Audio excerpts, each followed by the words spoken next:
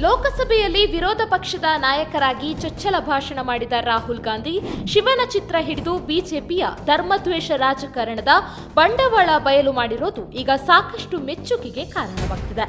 ಹಿಂದೂ ಧರ್ಮದ ಗುತ್ತಿಗೆದಾರರಂತೆ ನಡೆದುಕೊಳ್ಳುವ ಬಿಜೆಪಿ ಹಿಂದೂ ಧರ್ಮದ ಮೂಲ ಆಶಯಗಳನ್ನೇ ಉಲ್ಲಂಘಿಸಿದೆ ಎಂದು ವಿವರಿಸುವ ರಾಹುಲ್ ಗಾಂಧಿ ಸತ್ಯರೂಪಿ ಶಿವನ ಚಿತ್ರವನ್ನು ಹಿಂದೂ ಧರ್ಮದ ಆಧ್ಯಾತ್ಮಿಕ ಹಿನ್ನೆಲೆಯಲ್ಲಿ ಹೀಗೆ ವ್ಯಾಖ್ಯಾನಿಸುತ್ತಾರೆ.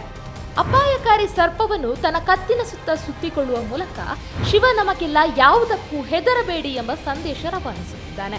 ಕೊರಳಿನ ಸುತ್ತ ಸಾವನ್ನೇ ಇರಿಸಿಕೊಂಡಿದ್ರೂ ಶಿವನ ಮುಖದಲ್ಲಿರುವ ಪ್ರಶಾಂತತೆ ನಿರ್ಭೀತಿಯ ಸಂಕೇತ. ಅದನ್ನೇ ನಾವು ಅನುಸರಿಸುತ್ತಿದ್ದೇವೆ ಎನ್ನುತ್ತಾರೆ ರಾಹುಲ್.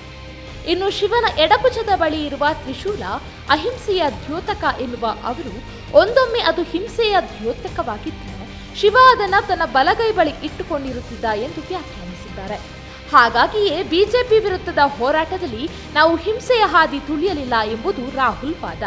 ಇನ್ನು ಶಿವನ ಅಭಯ ಹಸ್ತ ಹೇಳುವುದೇನು?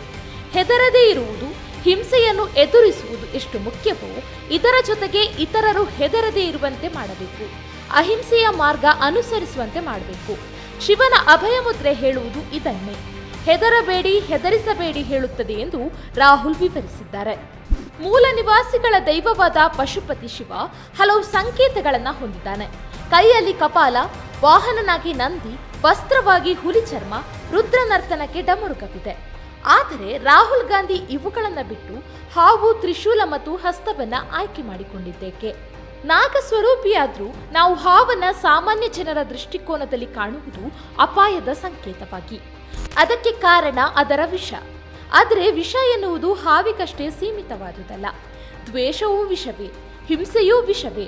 ಇವೆರಡನ್ನು ಬೆಸೆದುಕೊಂಡ ಕೋಮುವಾದ ಮಹಾವಿಷ. ಅಂತಹ ಮಹಾವಿಷ ಇವತ್ತು ಭಾರತದ ಕೊರಳಿಗೆ ಅಧಿಕಾರದ ರೂಪದಲ್ಲಿ ಸುತ್ತಿಕೊಂಡಿದೆ. ಬಿಜೆಪಿಯ ಈ ಕೋಮುವಾದಿ ವಿಷಕ್ಕೆ ನಾವು ಹೆದರಬಾರದು ಅನ್ನೋದನ್ನ ಹೇಳಲು ರಾಹುಲ್ ಈ ರೂಪಕ ಬಳಸಿರುವಂತಿದೆ.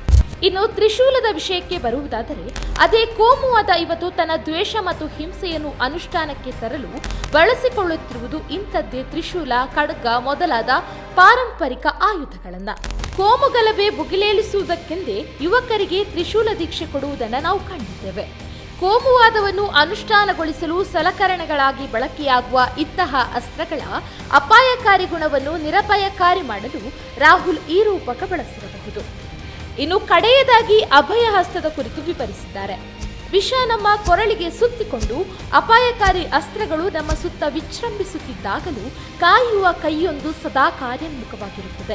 ಅಧೀರಗೊಳ್ಳಬೇಡಿ ಎಂದು ಜನರಲ್ಲಿ ವಿಶ್ವಾಸ ತುಂಬಲು ಅಭಯ ಹಸ್ತವನ್ನು ಅವರು ರೂಪಕವಾಗಿ ಬಳಸಿಕೊಂಡಂತಿದೆ.